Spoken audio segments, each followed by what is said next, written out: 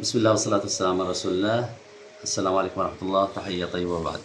بالنسبة لآلام خلف الركبة والسمانة وعضلة الفخذ، هذه آلام متكررة بسبب تشنجات العضلة والشد على الأوتار خلف الركبة، فهي مصحوبة بآلام شديدة خلف الركبة وعدم القدرة على ثني الركبة. طبعا عملنا مساج في الزيت وتدليك في الجهاز الكهربائي، ثم الحجامة والإبر الصينية، ونحرض العضلة بشيء من الذبذبات الكهربائية.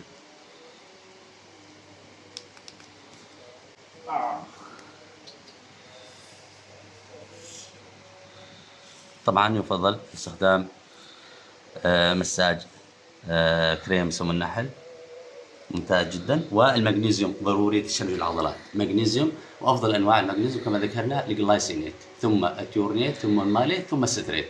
اما الجلايسينيت هو اشمل انواع المغنيسيوم باذن الله. والسلام عليكم.